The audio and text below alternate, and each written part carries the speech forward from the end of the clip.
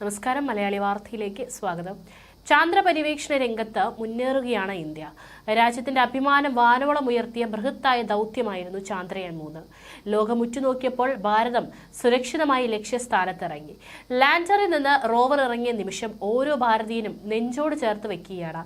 ഇന്ത്യയെ ഇന്ദുവോളം എത്തിച്ച ഇടത്തിന് പ്രധാനമന്ത്രി ശിവശക്തി പോയിന്റ് എന്ന പേരും നൽകിയിരുന്നു. ചന്ദ്രയാൻ 3 വിജയത്തിന് ശേഷം ചന്ദ്രയാൻ 4 ദൗത്യത്തിനുള്ള ഒരുക്കങ്ങൾ തകൃതിയായി നടക്കുന്നുണ്ട്. ചന്ദ്രനിൽ നിന്ന് മണ്ണും ശിലകളും ഉൾപ്പെടുന്ന സാമ്പിളുകൾ ശേഖരിച്ച് ഭൂമിയിൽ എത്തിക്കുകയാണ് ചന്ദ്രയാൻ 4 ദൗത്യത്തിന്റെ ലക്ഷ്യം.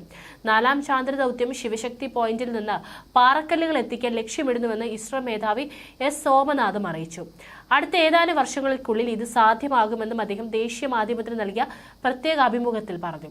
2040ഓടെ മനുഷ്യനെ ചന്ദ്രനിൽ എത്തിക്കാൻ പദ്ധതിയിടുന്നു. ഇതിന് മുന്നോടിയായി മനുഷ്യനെ ബഹിരാകാശത്തും ചാന്ദ്ര ഭ്രമണപഥത്തിലും എത്തിച്ച് പരീക്ഷണ ദൗത്യങ്ങൾ വിജയകരമാക്കണം. ആളില്ലാ പരീക്ഷണങ്ങൾക്ക് ശേഷം മാത്രമേ മനുഷ്യനെ എത്തിക്കാൻ കഴിയൂ.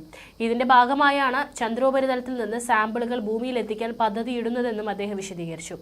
സാമ്പിളുകൾ എത്തിക്കുന്നത് വഴി സാങ്കേതിക വിദ്യ എങ്ങനെ ഉപയോഗപ്പെടുത്തണമെന്നതിൽ വ്യക്തത വരും. എത്ര ഭാരം ഉൾക്കൊള്ളാൻ സാധിക്കുമെന്ന് അറിയാൻ കഴിയും. മനുഷ്യനെ വെച്ച് ഇത്തരം പരീക്ഷണങ്ങൾ ചെയ്യാൻ പരിമിതിയുണ്ടെന്നും ആദ്യ പടി എന്ന വണ്ണമാണ് സാമ്പിളുകൾ എത്തിച്ച് പരീക്ഷിക്കുന്നതെന്നും സോമനാഥ് പറഞ്ഞു. മനുഷ്യനെ ചന്ദ്രനിൽ എത്തിക്കാനായി പുത്തൻ റോക്കറ്റുകളും പണിപ്പുരയിലാണെന്നും അദ്ദേഹം അറിയിച്ചു. സൂര്യ എന്നാകും ഇതിന്റെ പേരെന്നും അദ്ദേഹം വെളിപ്പെടുത്തി. ചന്ദ്രയാൻ 3 വിക്രം ലാൻഡറാണ് കഴിഞ്ഞ വർഷം ഓഗസ്റ്റിൽ ചന്ദ്രോപരിതലത്തിൽ ഇറങ്ങിയത്.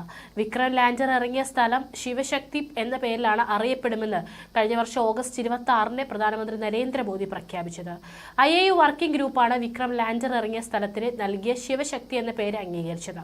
പേരിനെ കുറിച്ച് വിശകലനം ചെയ്ത സംഘടന കഴിഞ്ഞ 19-നായിരുന്നു ശിവശക്തി പോയിന്റ് ഔദ്യോഗികമായി അംഗീകരിക്കാൻ തീരുമാനമെടുത്തത്. ശിവൻ ലോകത്തിന്റെ നന്മയുടെ പ്രതീകമാണെന്നും ശക്തി അതിന് കരുത്ത് പകരുന്നുവെന്നും അതിനാൽ ലാൻഡർ ഇറങ്ങിയ ഭാഗം ശിവശക്തി എന്ന് അറിയപ്പെടുമെന്നായിരുന്നു പ്രധാനമന്ത്രി പറഞ്ഞിരുന്നത്. ചന്ദ്രയാൻ 3 വിജയകരമായതിനാൽ തന്നെ പേടകത്തിന്റെ ലാൻഡർ ചന്ദ്രോപരിതലത്തിൽ ഇറങ്ങിയ ഓഗസ്റ്റ് 23 ദേശീയ ബഹിരാകാശ ദിനമായി ആചരിക്കുമെന്നും പ്രധാനമന്ത്രി പ്രഖ്യാപിച്ചിരുന്നു. ചന്ദ്രന്റെ പര്യവേക്ഷണം ചെയ്യപ്പെടാത്ത ദക്ഷിണ ധ്രുവത്തിന് സമീപം എത്തുന്ന ആദ്യത്തെ രാജ്യമാണ് ഇന്ത്യ. ചന്ദ്രോപരിതലത്തിൽ സോഫ്റ്റ് ലാൻഡിംഗ് നടത്തുന്ന ആദ്യ 4 രാജ്യങ്ങളിൽ ഒന്നാണ്.